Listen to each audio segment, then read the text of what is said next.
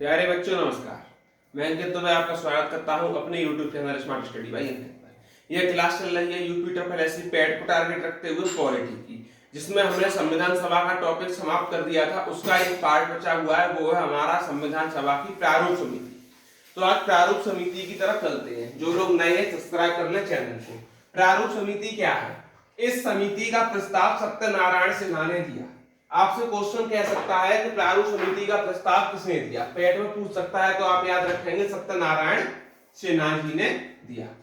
इस समिति का गठन 29 अगस्त 1947 को हुआ। गठन पूछे तो 29 अगस्त 1947 आप याद रखेंगे।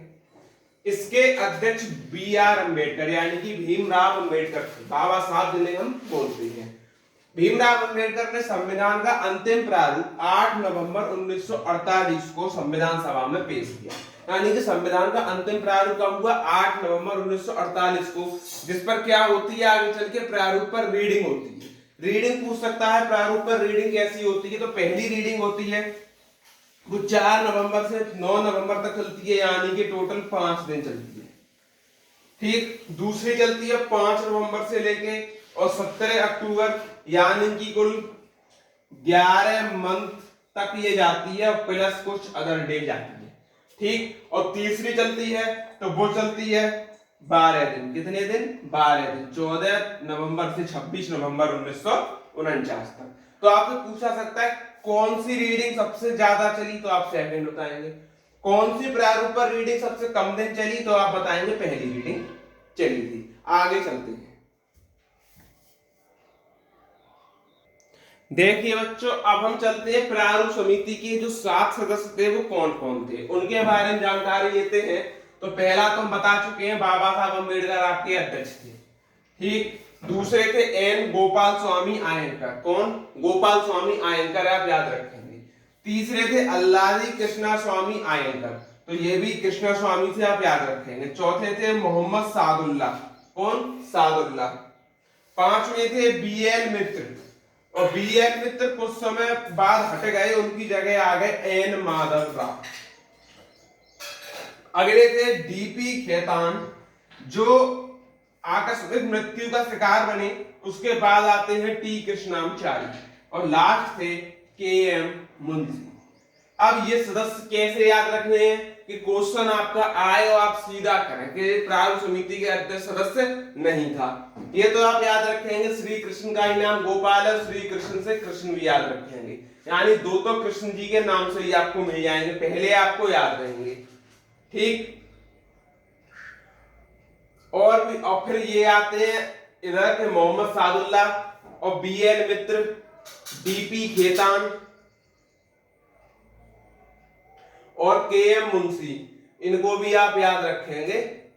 अब हम चलते हैं कि जो प्रारूप समिति के बाद छोटी छोटी समितियां और बनी, उनके केवल अध्यक्ष को लेकर, क्योंकि उनसे क्वेश्चन केवल अध्यक्ष को लेकर ही पूछा गया है आज तक जितने भी पॉलिटी के क्वेश्चन आए हैं। तो बने रहे वीडियो में।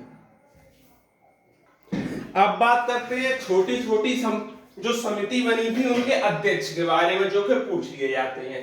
संघ संविधान समिति आप बोलेंगे पंडित जवाहरलाल नेहरू। पंडित जवाहरलाल नेहरू।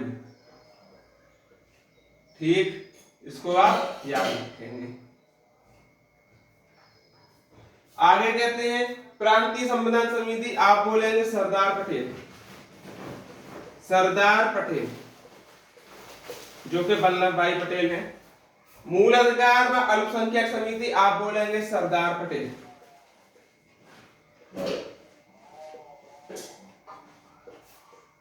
आगे चलते हैं झंडा समिति आप बोलेंगे डॉक्टर राजेंद्र प्रसाद। राजेंद्र प्रसाद। आगे रियासत समिति राजेंद्र प्रसाद।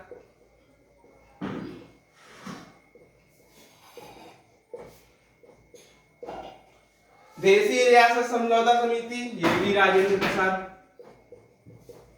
कौन है? तो राजेंद्र प्रसाद। और संचालन समिति के कौन है? तो राजेंद्र प्रसाद। ये आप याद रखेंगे। इसमें सबसे इंपॉर्टेंट है वो है आपकी झंडा समिति। ये पूछी गई है एग्जाम में। आगे देखते हैं नियम समिति। नियम समिति के अध्यक्ष कौन थे? तो आप बोलेंगे डॉक्टर राजेंद्र प्रसाद। कौन थे? डॉक्टर राजेंद्र प्रसाद, याद रखें।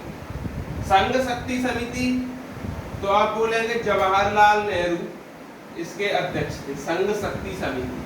कार्य संचालन समिति के अध्यक्ष कौन थे? तो आप बोलेंगे के.एम. मुंशी, मुंशी जी थे, जो कि आपके प्रारूप समिति के सदस्य में से एक थे। मूल अधिकार संबंधी उप समिति, तो आप बोलेंगे इसके कौन थे? तो जे.पी. कृपलानी।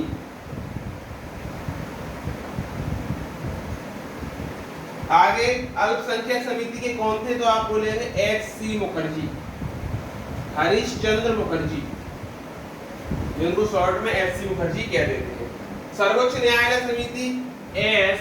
बारदाचार्य, बारदाचार्य, ये नाम थोड़ा अटपटा है पर याद रखना है। राज्य समिति के अगेन जवाहरलाल नेहरू ने। तो ये रही हमारी कुछ समितियां जो एग्जाम में सीधे सीधे क्वेश्चन पूछा जाता है और आपको सीधे सीधे आंसर देना पड़ता है। अब हम चलते हैं कुछ क्वेश्चनों को लेकर जो आए हुए क्वेश्चन है, जिनका आपको आंसर कमेंट बॉक्स में देना है अगर आपने पूरा चैप्टर पढ़ रखा है तो। ये 5 क्वेश्चन है जो कि बहुत इंपॉर्टेंट है और हर एक किसी ना किसी परीक्षा में आपको मिलेंगे। पहला क्वेश्चन है, किसने संविधान सभा को हिंदुओं का निकाय कहा है? ये आपको आंसर कमेंट बॉक्स में देना है। दूसरा क्वेश्चन है, किसने कहा संविधान सभा ही कांग्रेस है और कांग्रेस ही संविधान सभा है? कांग्रेस ही संविधान सभा। ये क्वेश्चन फेवरेट क्वेश्चन है, पूछा गया है। अगला है, संविधान को तैयार करने में समय लगा, कितने टाइम लगा तैयार करने में? ये आपको कमेंट बॉक्स में बताना है। अगला है, संविधान लागू कब हुआ? ये आपको कमेंट बॉक्स में बताना है। और अगला बताना है, संविधान को अंगीकार कब किया? तो ये भी आपको कमेंट बॉक्स में बताना है। इसी के साथ आज हमारा संविधान सभा का जो टॉपिक था वो पूरा खत्म होता है। अगला टॉपिक पैट के लिए हम फंडामेंटल राइट यानी मौलिक अधिकार को उठाने वाले हैं। क्या कराएंगे? मौलिक अधिकार कराएंगे। जो क्या क्या अधिकार है, 4-5 लेक्चर होंगे, बड़ा चैप्टर है मौलिक अधिकार। और एक क्वेश्चन आपको मौलिक अधिकार से तो 100% मिलेगा, पैट में गारंटी हमारी। और जितना पढ़ाएंगे उससे बाहर एक क्वेश्चन नहीं जाने देंगे, गारंटी ये भी है। तो जो भी साथी नए हैं चैनल सब्सक्राइब कर लें। धन्यवाद।